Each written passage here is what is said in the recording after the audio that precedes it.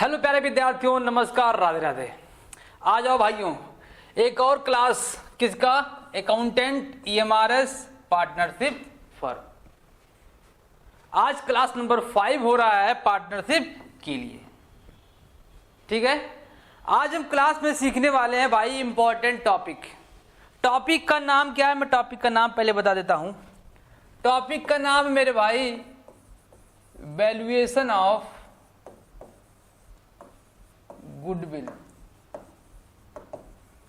Black से नहीं दिख रहा होगा ना भाई? आ जाओ। कह रहा है ख्याति का मूल्यांकन। ख्याति का मूल्यांकन, ये आज आपका टॉपिक होने वाला है। इसके बाद हम सीखेंगे, ये पहला टॉपिक है। दूसरा टॉपिक होगा रीवैल्यूएशन अकाउंट।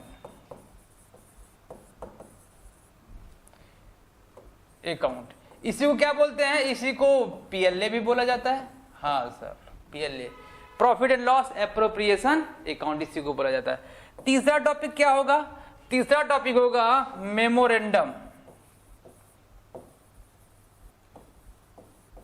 Memorandum account.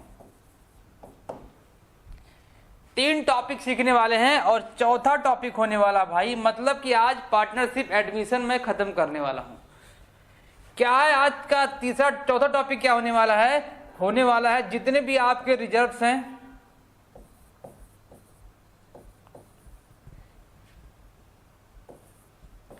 जितने भी आपके प्रॉफिट एंड लॉस हैं, वो भी कौन से? अनडिवाइडेड वाले। अनडिवाइडेड वाले। गुडविल अगर बैलेंस शीट में दिया है तो क्या करेंगे? बैलेंस शीट में लायबिलिटी साइड में कोई प्रोविजन बना के रखा गया है, वो क्या होगा? आज हम ये सब टॉपिक आपके साथ चर्चा करने वाले हैं। ये टॉपिक आपके पार्टनरशिप एडमिशन के चैप्टर में मिलने वाला है। क्यों पढ़ेंगे इसको हम? इसलिए पढ़ेंगे भाई क्योंकि पेपर में बड़ा ही इंपॉर्टेंट रोल अगर अदा करेगा तो ये 4 टॉपिक एडमिशन से ये हो सकते हैं। यहां से भाई डायरेक्ट क्वेश्चन पूछेगा, एक लाइन का क्वेश्चन डायरेक्ट पूछेगा। अभी क्या क्या पूछेगा मैं बताऊंगा आपको। ठीक है, तो पहला टॉपिक हम शुरू करने वाले हैं वैल्यूएशन ऑफ गुडविल। शुरू करें भाई? यस सर, शुरू करिए। पहला टॉपिक डाल लो भाई, हेडिंग वैल्यूएशन ऑफ गुडविल। अच्छा, ये वैल्यूएशन करने की नौबत क्यों आई भाई? जब कोई पार्टनर एडमिट होता है किसी भी फर्म में, एडमिशन लेता है, नया नया आता है, तो उस कंडीशन में एक समस्या उत्पन्न होती है। मैंने आपको बताया था, समस्या ये होती है कि उस समय पीएसआर आपको वैल्यूएशन करना पड़ेगा, फिर से नया प्रॉफिट शेयरिंग रेशियो निकालना पड़ेगा, जो हमने पिछले क्लास में सीखा था। वैल्यूएशन ऑफ गुडविल करना पड़ेगा। ये हम आज क्लास जो 4 टॉपिक लिखा था ना, वो 4 के 4 टॉपिक समस्याएं होती हैं एक किसी भी फर्म में, जब नया साझेदार किसी फर्म में प्रवेश करता है तो ये उसको वैल्यूएशन रीवैल्यूएशन करना पड़ता है, ताकि एक नए सेटअप के साथ पार्टनर के साथ उसको शामिल करते हुए नए तरीके से सेटअप किया जा सके। बात समझ में है ना? तो इसीलिए वैल्यूएशन ऑफ गुडविल की नौबत आई। बात समझ में आई ना? या वैल्यूएशन ऑफ गुडविल कैसे करेंगे? इसके 4 मेथड होते हैं। 4 मेथड के जरिए हम वैल्यूएशन ऑफ गुडविल करना सीखेंगे। और 4 में से लास्ट के जो 2 मेथड हैं वो इंपॉर्टेंट इतना है कि कई बार आपके एग्जाम में आ चुके हैं। वार्षिकी और पूंजीकरण विधि, औसत और सुपर प्रॉफिट मेथड जो होते हैं, वो वार्षिकी, औसत और सुपर प्रॉफिट का जब तक मेथड नहीं आएगा तब तक आपको वार्षिकी मेथड नहीं आएगा। एनुटी मतलब कि क्या है कि एक दूसरे से सब लिंक है भाई, कोई किसी का पीछा छोड़ने वाला नहीं है। एक नहीं आएगा तो दूसरा आपको समझ में नहीं आएगा। क्लियर? वैल्यूएशन ऑफ गुडविल चलो करते हैं। सबसे पहला मेथड है मेरे भाई क्या? औसत लाभ विधि। औसत लाभ विधि, ये बड़ा ही आसान होता है विधि। जिसे हम कहते हैं एवरेज प्रॉफिट मेथड। ठीक है, एवरेज प्रॉफिट मेथड। इसमें क्या होता है, इसमें कुछ साल का प्रॉफिट दिया होगा उसको जोड़ देंगे और जितने साल का प्रॉफिट होगा उस साल से उसको भाग दे देंगे, औसत प्रॉफिट निकला जाएगा। और नंबर ऑफ परचेजिंग ईयर कुछ दिया होगा उसको वहां से इंटू कर देंगे, आपका क्या निकल जाएगा, गुड। बड़ा ही आसान सा है। देखो इसका मैं आपको फॉर्मूला लिखा दूं क्या? हाँ सर लिखा दीजिए। फॉर्मूला क्या भाई इसका? फॉर्मूला क्या है कि यहां लिख लो टोटल प्रॉफिट डिवाइडेड बाई क्या, number of year into number of purchasing year. Purchasing year ये फॉर्मूला है। इसको एक तरीके से और लगाया जा सकता है। कैसे? देखो आप ये फॉर्मूला नहीं लगाना चाहते तो पहला स्टेप क्या करिएगा, पहला स्टेप निकालिएगा, आप एवरेज प्रॉफिट निकाल लीजिएगा। एवरेज प्रॉफिट, जितना प्रॉफिट होगा उसको क्या करिएगा, एवरेज करिएगा। कैसे? टोटल प्रॉफिट करिएगा, total profit divided by number of year. मतलब कि क्या, ये हुआ ना कि इस वाले पोर्शन को नीचे रख दो, ये वाला पोर्शन तोड़ दो, इस वाले फॉर्मूले को तोड़ दो, एवरेज प्रॉफिट निकल गया। सेकंड नंबर पे क्या निकाल लीजिएगा, सेकंड नंबर पे आप गुडविल निकाल लीजिएगा। गुडविल कैसे निकालेंगे, जो एवरेज प्रॉफिट आएगा, एवरेज प्रॉफिट में क्या करा देंगे, मल्टीप्लाई करा देंगे नंबर ऑफ परचेजिंग ईयर,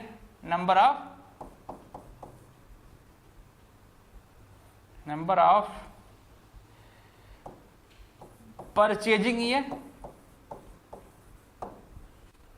ठीक है, ये दो तरीके हैं आपके औसत लाभ विधि से गुडविल निकालने के। समझ में आया ना? सवाल से समझाइए सर, ऐसे समझ में नहीं आ रहा है। सवाल लो भाई, एक प्रैक्टिकल क्वेश्चन ले लो। कोई फर्म मान लेते हैं XYZ एक फर्म है ना, उस फर्म में गुडविल का वैल्यूएशन करना, तो केवल गुडविल से संबंधित ही आपको यहाँ पर जो भी ट्रांजैक्शन होने वाले हैं गुडविल से ही दूंगा। तो गुडविल दिया गया है, सॉरी प्रॉफिट दिया गया है। क्या? प्रॉफिट 2010 मान लेते हैं, 2011 मान लिया, 2012 मान लिया, 2013 मान लिया और 2014 मान लिया। 5 साल का प्रॉफिट मान लिया। आ जाओ, 10,000 का प्रॉफिट हुआ यहां पर मान लेते हैं 12,000 का हुआ, यहां पर 8,000 का मान लिया। अच्छा आ जाओ, यहां पर 20,000 का मान लें, लो मान लिया हमने। इसके बाद अगेन 10,000 का मान लो, ये कुछ प्रॉफिट हमने मान लिया। कितने? ये रुपए में है भाई सब। ठीक है, 10,000 2010 में, 11 में 12,000, 12 में 8,000, 13 में 20,000, ये 20,000 है, और 14 में 10,000 का प्रॉफिट दोबारा हुआ। ठीक है, अब आपसे कह रहा है कि नंबर ऑफ परचेजिंग दिया गया है, नंबर ऑफ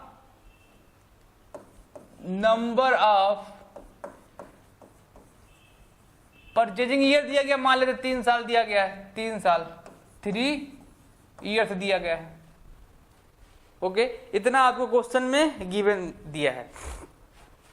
अब आपको करना क्या है, कह रहा कि आप गुडविल निकालिए, वो भी कौन से मेथड से, एवरेज प्रॉफिट मेथड से। एवरेज प्रॉफिट कुछ नहीं कहेगा तब भी एवरेज से ही निकलेगा भाई, क्योंकि डेटा ही ऐसा प्रोवाइड करवाया गया है कि आपका एवरेज प्रॉफिट से ही गुडविल का वैल्यूएशन हो सकता है। आ जाओ, कह रहे भाई जो फॉर्मूला भी आप लोगों ने देखा था उसी फॉर्मूले को लिखो। यहां पर क्या करेंगे, लिखेंगे फॉर्मूला। यहां पर क्या था, टोटल प्रॉफिट ये तो था, डिवाइडेड बाय क्या था भाई, number of year into number of purchasing year, number of purchasing year. Total profit कितना देखो, 10,000, 12,000, 22,000, 8 30,000, 30 20 50, 10 60,000। कितना हो गया ये? आ जाओ भाई, प्रॉफिट आपका टोटल हो गया 60,000 का। नंबर ऑफ ईयर कह रहा है, नंबर ऑफ ईयर 1 2 3 4 5, कितना है 5 साल। नंबर ऑफ परचेजिंग ईयर आपका यहां पर दे रखा है 3, काट दो इसको, ये क्या आ जाएगा आपका गुडविल आ जाएगा। काटो है 12 पंचे 60, 12 से कट गया, 12 3 36, 36,000 आपकी क्या आ गई फर्म की गुडविल आ गई। है ना आसान भाई। एवरेज प्रॉफिट मेथड से बड़ा ही आसान होता है गुडविल का कैलकुलेशन करना, ये बड़ा ही आसान तरीका है। ठीक है, दूसरा तरीका देख लो, दूसरा भी देख लो, आसान था। अब दूसरा देखो, अब दूसरा मेथड क्या है, अधिलाभ विधि। क्या बोलते हैं भाई, अधिलाभ विधि, और इसको अंग्रेजी बोलते हैं super profit method, super profit method. ठीक है, इसमें आप कुछ स्टेप को फॉलो करिएगा, मैं स्टेप लिखता हूं, आप इसको नोट डाउन जरूर करिएगा क्योंकि स्टेप से ही लगेगा। सबसे पहले यहां पर निकाला जाएगा क्या, एक्चुअल प्रॉफिट, एक्चुअल प्रॉफिट, या फिर क्या आएगा सर, या फिर आएगा मेरे भाई एवरेज प्रॉफिट, एवरेज प्रॉफिट। दो हो गया, पहला हो गया।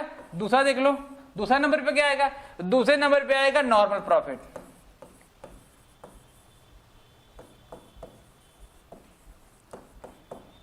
कैसे निकलेगा ये, एक्चुअल प्रॉफिट या तो गिवन होगा, ये निकाल के आपको क्वेश्चन में देगा, एवरेज प्रॉफिट कहेगा तो एवरेज प्रॉफिट अभी हम लोगों ने निकालना सीखा, सब प्रॉफिट को जोड़ देंगे और जितने साल का प्रॉफिट होगा उसको डिवाइड कर देंगे तो एवरेज प्रॉफिट निकल जाएगा।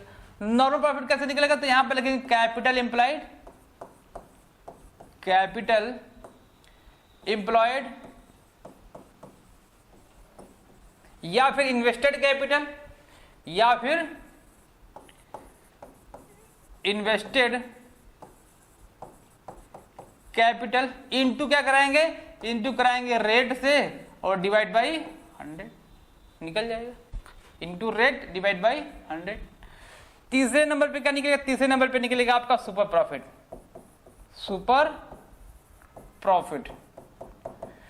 कैसे निकलेगा सुपर प्रॉफिट, एक्चुअल प्रॉफिट में से, एक्चुअल प्रॉफिट में से माइनस करेंगे normal profit, normal profit.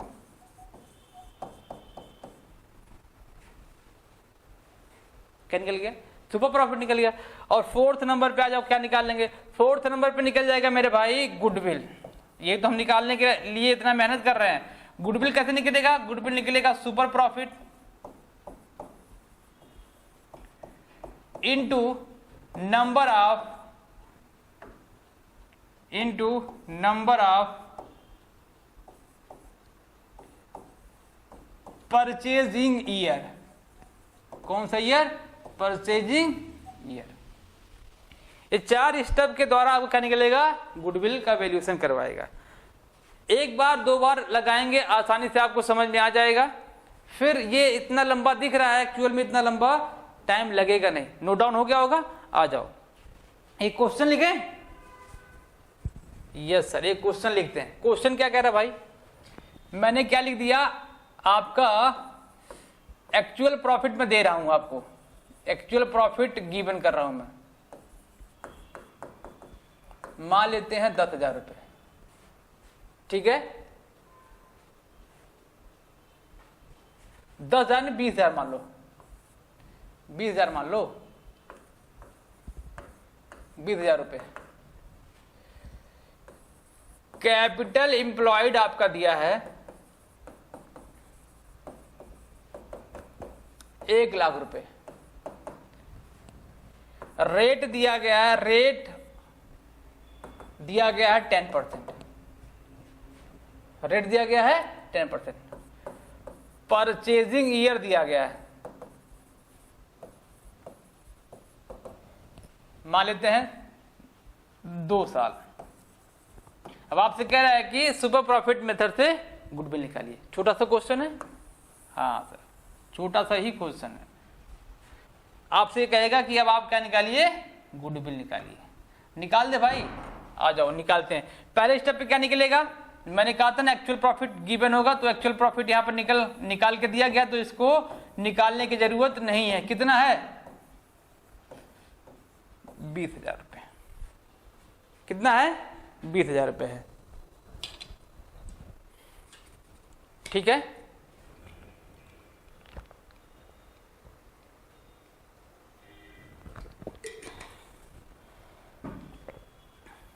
Second number पे आ जाओ। सेकंड नंबर पे निकालो मेरे भाई, नॉर्मल प्रॉफिट निकलेगा। नॉर्मल प्रॉफिट कैसे निकलेगा, जो कैपिटल एम्प्लॉयड है उसका 10% निकाल लेंगे। कैपिटल एम्प्लॉयड का 10%, कैपिटल एम्प्लॉयड कितना है, 1 लाख का रेट अपॉन 100, तो कितना आ जाएगा, 10,000 आ जाएगा। अच्छा, तो तीसरे नंबर पे क्या निकालेंगे भाई, सुपर प्रॉफिट।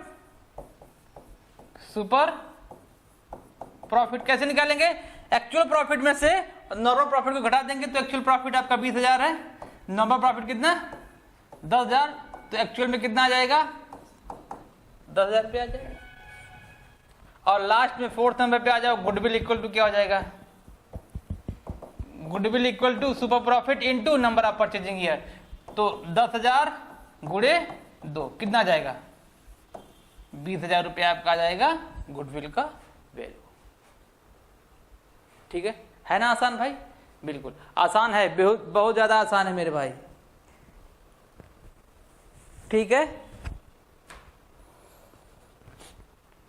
2 मेथड हुए, ओके। और सारे जितने भी क्वेश्चंस होंगे, और भी हम क्वेश्चन लेके आएंगे, वो आपका प्रैक्टिस सेशन होगा, वहां पर क्वेश्चन सॉल्व किया जाएगा। ये तो बस मैं आपको तरीका बता रहा हूं, मेथड बता रहा हूं कैसे इसको लगाया जाएगा।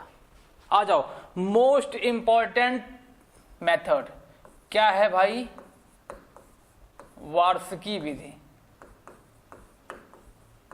वार्षिकी, जिसे हम लोग क्या बोलते हैं, annuity method.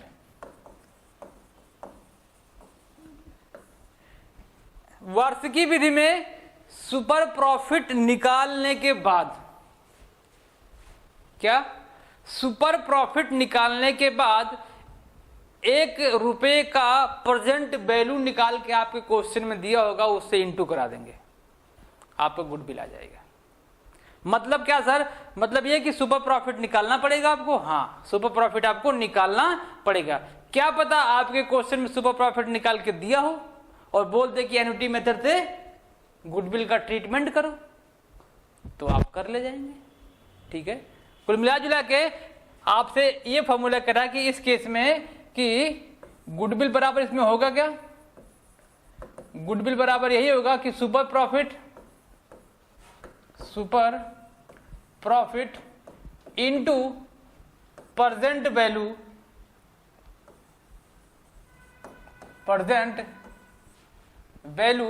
Of 1 rupees from annuity method. वार्षिकी विधि से 1 रुपए का प्रेजेंट वैल्यू जितना आपका गिवन होगा क्वेश्चन में, उससे गुणा करा देंगे। तो इसका मतलब ये होगा कि आपको सुपर प्रॉफिट भी निकालना पड़ेगा या निकाल के दिया होगा, दोनों तरीके हो सकते हैं। तो मैं आपको एक क्वेश्चन देता हूं, लिखो भाई क्वेश्चन क्या है ये, एक क्वेश्चन लिखते हैं, एग्जाम्पल लिखते हैं। क्या है एग्जाम्पल, मैं आपको देखो भाई सुपर प्रॉफिट गिवन दे रहा हूं भाई, सुपर प्रॉफिट, अभी मैंने जस्ट आपको सुपर प्रॉफिट निकालना बताया है, तो सुपर प्रॉफिट का अमाउंट मैं दे रहा हूं आपको, लो 15,000 मान लिया, 10,000 मान लो यार, कैलकुलेशन करना आसान हो जाएगा, 10,000 मान लिया। इसके बाद 1 रुपीज का प्रेजेंट वैल्यू ऑफ 1 रुपीज, क्या, present value of 1 rupees from annuity system, छोड़ो उसको लिख लेना, फ्रॉम एन्युटी सिस्टम। मान लिया कि 1 रुपए की प्रेजेंट वैल्यू मैंने मान लिया 3.50 रुपीज, और भी हो सकता है, ये तो मैंने बस वैसे कैलकुलेशन आसान करने के लिए ऐसा बता दिया। वैसे वैल्यू इसका 3.467 ऐसा कुछ देता है, तो अभी मल्टीप्लाई करने में थोड़ा सा दिक्कत हो जाएगा, इसलिए ऐसा वैल्यू दे दिया मैंने। ठीक है, क्या करना है आपको, अब आपसे पूछ रहा है कि वर्ष की विधि से क्या निकालिए, गुडविल निकालिए। इतना आसान तो क्वेश्चन दे भी सकता है, नहीं भी दे सकता है, बिल्कुल दोनों कंडीशन में। मैंने सुपर प्रॉफिट डायरेक्ट निकाल के दे दिया, अब आपसे वो निकलवाएगा। कैसे निकलवाएगा? एवरेज प्रॉफिट निकलवा सकता है, या तो फिर एक्चुअल प्रॉफिट देगा, या फिर आपसे नॉर्मल प्रॉफिट निकलवाएगा, वहां से उसको माइनस करवाएगा, फिर सुपर प्रॉफिट आ जाएगा। मैंने डायरेक्ट आपको सुपर प्रॉफिट निकाल के दे दिया है। तो क्या करिए, गुडविल निकाल लीजिए यहां से इजी तरीके से। तो गुडविल बराबर मेरे भाई सुपर प्रॉफिट इंटू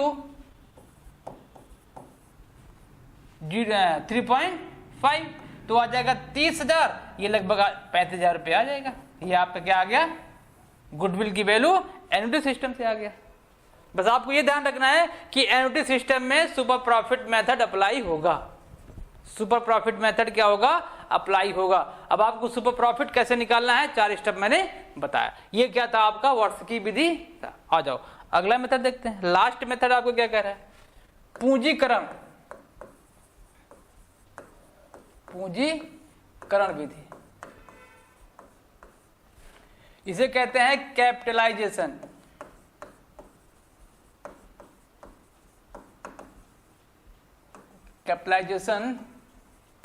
मेथड, ठीक है।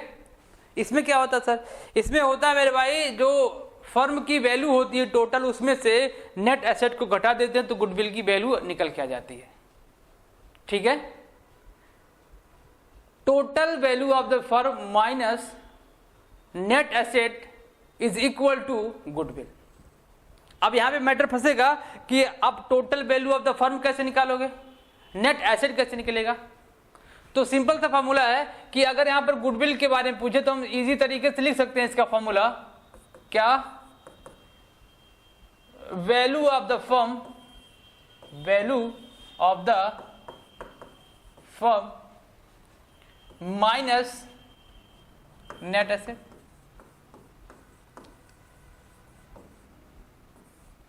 ये दोनों वैल्यू फर्म में से, फर्म की जो वैल्यू होगी उसमें से क्या कर देंगे, नेट एसेट निकाल देंगे, तो आपका गुडविल आ जाएगा। तो इतना आसान दिख रहा है, लेकिन एक्चुअल में इतना आसान थोड़ी ना है। क्यों? क्योंकि आपको पहले वैल्यू ऑफ फर्म निकालना पड़ेगा, इसके बाद क्या निकालना पड़ेगा, ये निकालना पड़ेगा। आसान बनाता हूं मेरे भाई, आ जाओ आसान मैं आपको बना के देता हूं, सब बनाया पका के देता हूं। अब बस आपको क्या करना है, इसको लिखना है और अच्छी तरीके से प्रैक्टिस करना है। पकाया दे रहा हूं, कैसे देखो, वैल्यू ऑफ द फर्म कैसे निकलेगा। वैल्यू ऑफ द फर्म क्या करेंगे, यहां पर एक्चुअल प्रॉफिट, देखो फिर से आ गया एक्चुअल प्रॉफिट, या फिर इसी के स्थान पर एवरेज प्रॉफिट हो सकता है। लिख दो क्या, लो भाई लिख देता हूं, नहीं तो कहोगे सर आपने लिखा नहीं। मैंने क्या लिख दिया, एवरेज प्रॉफिट लिख दिया। दोनों हो सकता है भाई, क्या हो सकता है, दोनों हो सकता है। मैंने इसको बता दिया आपको। यहां से इसको कराएंगे इंटू 100 कर देंगे पूरे का, और डिवाइड बाई करेंगे रेट दिया होगा ना, रेट को उल्टा कर देंगे बस। एक्चुअल प्रॉफिट, अभी नॉर्मल प्रॉफिट निकालना सीखा था कि capital employed into rate upon 100, उसी को उल्टा कर दो। बस यहां पर प्रॉफिट लिख दो और रेट को नीचे लिख दो और 100 को ऊपर लिख दो। बस उल्टा पकड़ के कर दोगे तो क्या निकल जाएगा, actual value of the firm निकल जाएगा। दूसरा देखो, नेट एसेट कैसे निकलेगा, नेट एसेट निकाल लेना मेरे भाई, आ जाओ। कैसे निकलेगा, इसको करेंगे नेट टोटल एसेट्स, यहां पर फिक्टिशियस एसेट नहीं शामिल होगा मेरे भाई, ध्यान रखिएगा, माइनस क्या, आउटसाइड लायबिलिटीज,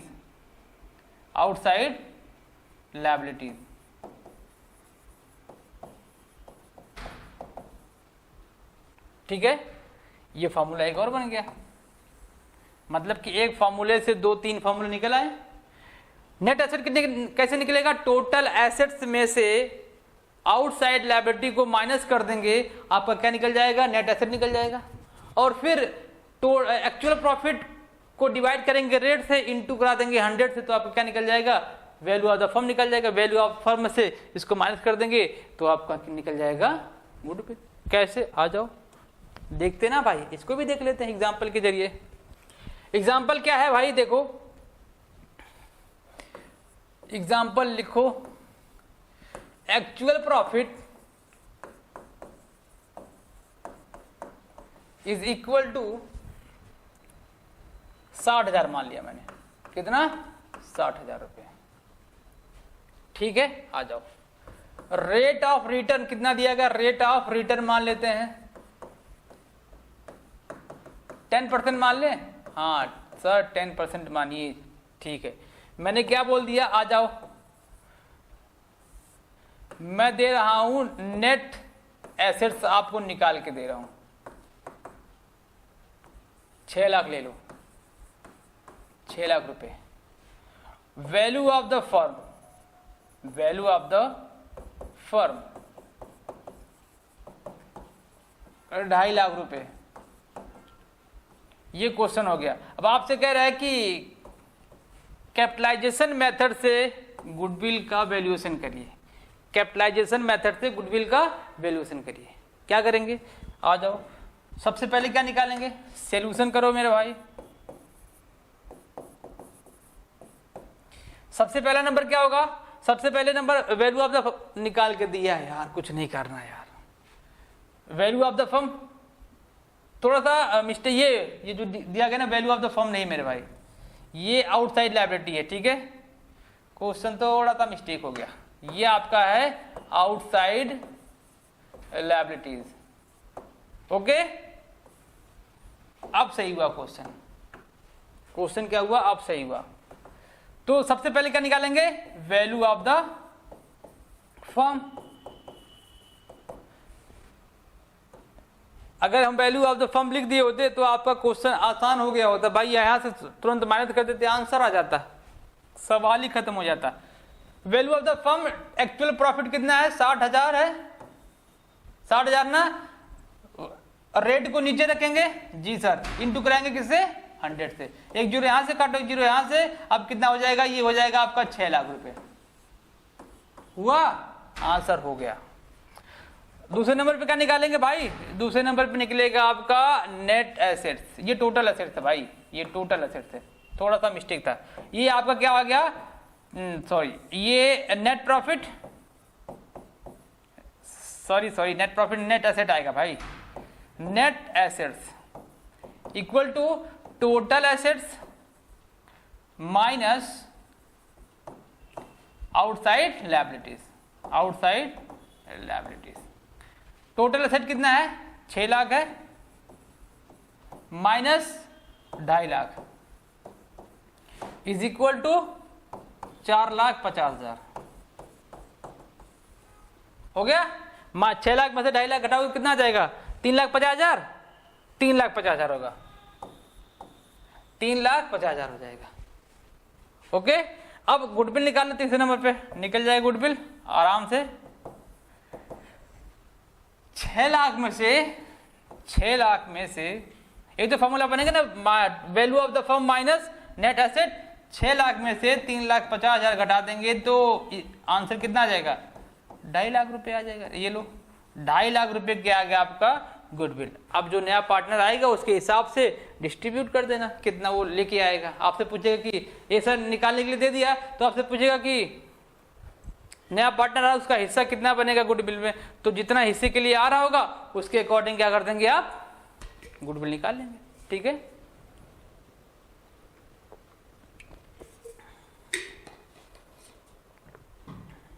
ठीक है, आ जाओ। ये तो गुडविल का ट्रीटमेंट हो गया। अब हम एक और इंपॉर्टेंट टॉपिक है रीवैल्यूएशन अकाउंट। रीवैल्यूएशन अकाउंट, इसी को क्या बोलते हैं, पीएलए भी बोलते हैं।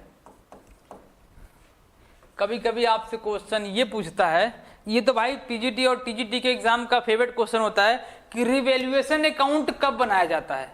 तो रीवैल्यूएशन अकाउंट जब पार्टनर एडमिशन करता है, एडमिशन लेता है किसी भी फर्म में, तो उस कंडीशन में पीएलए या फिर उसी का नाम रीवैल्यूएशन बोला जाता है, पुनर्मूल्यांकन खाता बोला जाता है। ठीक है, तो ये पहला क्वेश्चन तैयार हुआ कि कब बनाया जाएगा, प्रवेश के समय, साझेदार के प्रवेश के समय। आ जाओ, हमको इसमें कुछ भी नहीं देखना है, हमको भाई इसका सवाल भी नहीं लगाना है। फिर सर क्यों बना रहे हैं, बस मैं इसलिए बना रहा हूं भाई ताकि मैं आपको ये सिखा सकूं कि इसके डेबिट में क्या जाता है, क्रेडिट में क्या जाता है, और डेबिट क्रेडिट का अमाउंट ही डेबिट क्रेडिट का जो ट्रांजैक्शन है वही आपसे पूछेगा पेपर में। ये बनवाएगा थोड़ी ना भाई, ये बीकॉम या इंटर का पेपर थोड़ी ना है कि चलो 15 नंबर मिलने वाले हैं, सॉल्व करो रिवैल्यूएशन का अकाउंट। नहीं मिलेगा भाई, एक नंबर ही मिलेगा, ठीक है। तो इतना लंबा थोड़ी ना पूछेगा, बस आपसे ये पूछेगा, क्या पूछेगा देखिएगा, इसके डेबिट में क्या जाएगा, डेबिट में क्या जाएगा। यहां पर आप नोट डाउन करिएगा, जितनी भी क्या होंगी संपत्तियां होंगी, एसेट्स होंगे, वो क्या होंगे, जब जब डिक्रीज होंगी, जब जब घटेंगी तब तब डेबिट होगा। जितने भी लायबिलिटीज होंगे जब जब बढ़ेंगे तो कहां होंगे, डेबिट में होंगे। ये देखो तीर का निशान नीचे जा रहा है, इसका मतलब संपत्ति घटेगा तो डेबिट और संपत्ति बढ़ेगा तो डेबिट। इसी का उल्टा कर दें, आ जाओ भाई, इसी का उल्टा कर देते हैं। जब जब संपत्तियां क्या होंगी, बढ़ेंगी, तब तब क्रेडिट, और जब जब लायबिलिटीज क्या होगा मेरे भाई, घटेगा तो क्रेडिट। ये दो पॉइंट बड़े ही इंपॉर्टेंट हैं, उम्मीद है कि समझ में आया होगा। अब ये कैसे घटेगा कैसे बढ़ेगा, आओ देखते हैं। मैं आपको एक एग्जांपल समझाता हूं।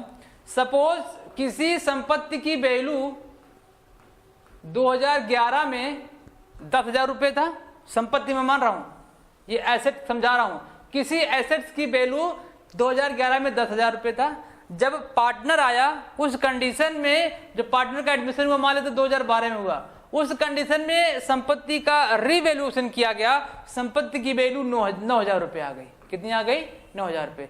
तो 1,000 रुपए घटा ना, 10,000 से कितना हो गया, 9,000। तो 1,000 रुपए घटा ना, और यहां लिखा ना देखो, संपत्ति की वैल्यू जब जब घटेगी तो क्या होगा, डेबिट होगा। इसी का उल्टा, ये 10,000 से हो सकता 12,000 हो गया होता तो 2,000 रुपए यहां पर दिखाया गया होता। सेम कंडीशन लायबिलिटीज में भी है। लेनदार को देना था 10,000 रुपए, जब नया साझेदार आया तो उसका वैल्यूएशन किया गया, कैसे भी किया गया, उसकी वैल्यू 8,000 रुपए आ गई। 10,000 से 8,000 रुपए घटेगा तो कहां, यहां पर, बढ़ेगा तो यहां पर, ठीक है। ओके, आ जाओ एक और यहां पर लिखो भाई, क्या लिखना है, provision for bad debts, bad debts. Important कर लो मेरे भाई इसको। क्यों सर, क्योंकि यही तो है ये रिवैल्यूएशन का सबसे मजेदार का किस्सा, यहीं से तो क्वेश्चन पूछता है। प्रोविजन फॉर बैड डेट कहां दिखाया गया, यहां पर।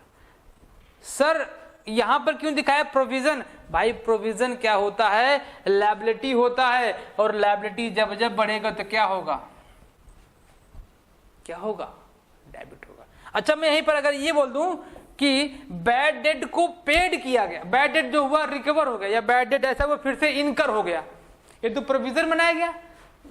मैंने कहा कि 10% और बैड डेट हो गए। अगर बैड डेट 10% होंगे तो मैं अगर कहूंगा बैड डेट भाई यहां पर दिखा दो तो कुछ बुराई है क्या सर? सर आप बैड डेट यहां पर क्यों दिखा रहे हैं, ना तो वो एसेट्स है ना तो वो लायबिलिटीज है। अरे मेरे भाई बैड डेट एक्सपेंस आप समझ रहे हो, अरे यार आप नहीं समझ रहे हो। एसेट का जब जो हमको पैसा नहीं मिलने वाला होता है, देनदार से पैसा नहीं मिलने वाला होता है, डूबने वाला होता है, उस कंडीशन में हमारा पैसा ही तो कम होता है मेरे भाई। क्या होता है, पैसा ही तो कम होता है। पैसा क्या होता है, संपत्ति ही तो होती है। देनदार से 10,000 रुपये मिलने वाला था, लेकिन अब ऐसा लग रहा है कि देनदार से 8,000 रुपया ही मिलेगा, 2,000 रुपये नहीं मिलने वाले हैं, तो पैसा ही तो घटा तो डेबिट। क्लियर, घटा तो डेबिट। बात समझ में आ गई? हाँ सर। अगर मैं कहूं कि कुछ चीज और छूट सकता है, एक मिनट भाई,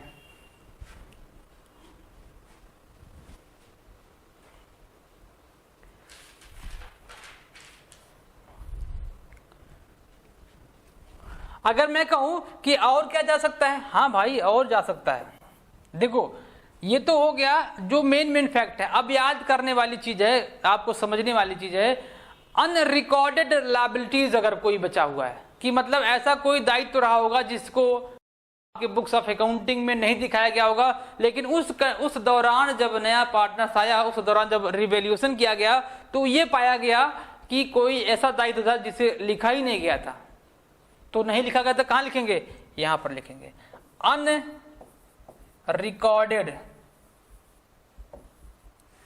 लायबिलिटीज, अनरिकॉर्डेड लायबिलिटीज, क्योंकि लायबिलिटी यहां रिकॉर्ड नहीं लिखा गया था, लायबिलिटी बढ़ता इसलिए इसको यहां पर दिखाया गया। सेम थिंग यहां पर अनरिकॉर्डेड बाई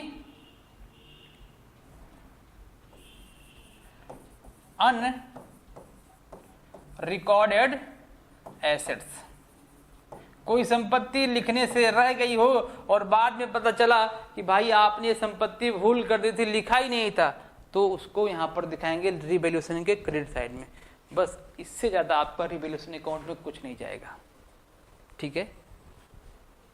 कहीं से भी आपसे क्वेश्चन पूछे, अब मुझे लगता है कि आप आसानी से इसको कर पाएंगे, उम्मीद है कि आप कर पाएंगे। बिल्कुल एक बार फिर से देख लो, संपत्तियों का घटना दायित्वों का बढ़ना, ऐसे याद कर लो ना फ्लो में, संपत्तियों का घटना दायित्वों का बढ़ना डेबिट, संपत्तियों का बढ़ना दायित्वों का घटना credit, provision for bad debt या फिर वैसे ही bad debt debit, unrecorded liability debit, unrecorded assets credit. ये था आपका इससे ज्यादा मैं रिवैल्यूएशन आपको कुछ पढ़ाने वाला नहीं हूं, उम्मीद है कि आपको समझ में आएगा। एक और most important topic, last topic आपका है भाई किसका, एडमिशन का मेमोरेंडम अकाउंट, मेमोरेंडम अकाउंट, ठीक है। इसके बाद आपके जन एंट्रीज बचेंगे, वो हम क्वेश्चन के माध्यम से सॉल्व करेंगे जब हम प्रैक्टिस सेशन करेंगे, और कुछ नहीं बचेगा। गुडविल का आ जाओ, एक चीज और मैं बता दूं आपको, गुडविल में एक चीज भूल गया बताया नहीं, यदि एडमिशन के समय पहले से बैलेंस शीट में गुडविल दे रखा होगा तो क्या करेंगे, तो उस कंडीशन में पुराने साझेदार पुराने अनुपात में लिख लीजिएगा। अभी मैं इसको लिखा देता हूं, लिख लो पहले, तब इसके बाद लास्ट बात करता हूं। गुडविल के संबंध में एक नोट लिख लो मेरे भाई। पहला नोट है कि एडमिशन के समय, प्रवेश के समय, किसके समय, प्रवेश के समय यदि पहले से ही ख्याति बैलेंस शीट में दिया हो, बैलेंस शीट में दिया हो, तो उसको old partner in old ratio, old partner में, पुराने साझेदार में, पुराने अनुपात में बांट लिया जाता है, बांट लेते हैं। ये बात समझ में आ गई। और इसको दिखाएंगे कहां पर, कैपिटल अकाउंट के डेबिट साइड में। कहां पर ले जाके दिखाएंगे, कैपिटल अकाउंट के डेबिट साइड में, ये ध्यान रखिएगा। वैसे जो गुडविल लेके आएगा वो कैपिटल अकाउंट के क्रेडिट साइड में, लेकिन ये वाला जो गुडविल होगा कैपिटल अकाउंट के डेबिट में, old partner in old ratio, ठीक है। दूसरा पॉइंट देखो, जो नया वाला गुडविल लेके आएगा, जो साझेदार ख्याति लेकर आता है, उसे ओल्ड पार्टनर, कहां पर, इसको लिख लो भाई, ओल्ड पार्टनर इन सैक्रिफाइस रेशियो, सैक्रिफाइस रेशियो, ये आपको ध्यान रखना है। और ये दिखाया जाएगा आपका कैपिटल अकाउंट के क्रेडिट साइड में, कैपिटल अकाउंट के क्रेडिट साइड में ओल्ड पार्टनर इन सैक्रिफाइस रेशियो, जो हम लोगों ने सैक्रिफाइस रेशियो निकालना सीखा था, ये आप इसको नोट डाउन जरूर कर लिए मेरे भाई, ठीक है। करो नोट डाउन फटाफट।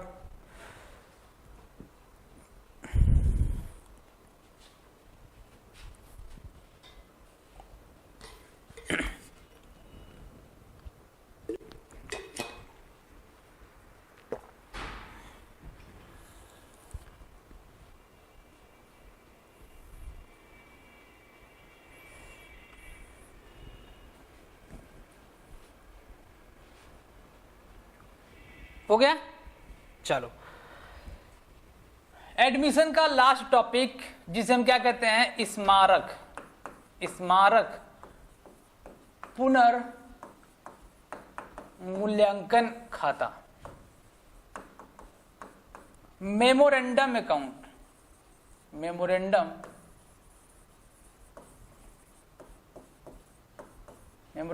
अकाउंट, ठीक है। ये बनाया कब जाता है, मेमोरेंडम रीवैल्यूएशन मेरे भाई, मेमोरेंडम रीवैल्यूएशन, ठीक है।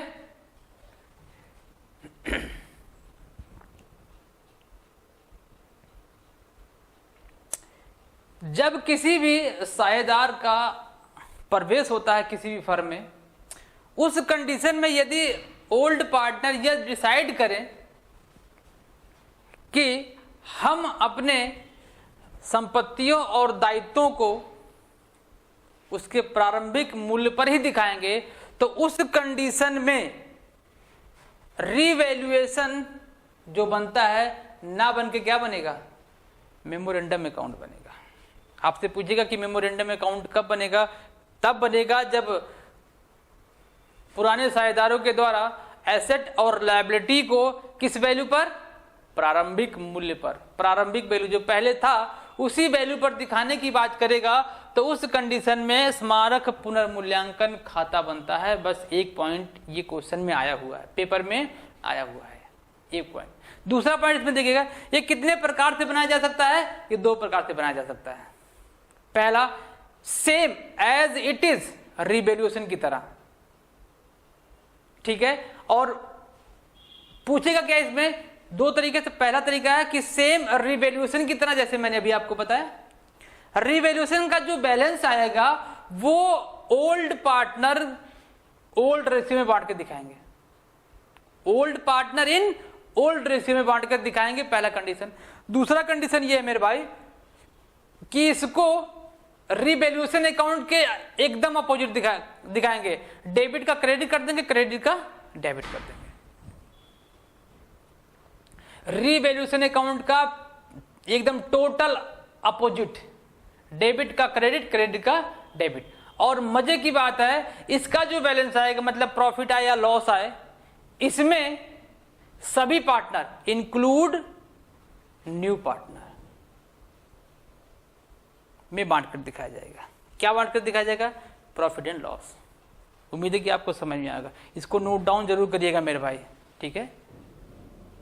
दो तरीके से बनाया जाएगा, पहला तरीका same as it is revaluation, दूसरा तरीका उसका एकदम अपोजिट, डेबिट का क्रेडिट, क्रेडिट का डेबिट। फर्क क्या है, पहले वाले तरीके में old partner in old ratio profit का डिस्ट्रीब्यूशन होगा या लॉस का डिस्ट्रीब्यूशन होगा।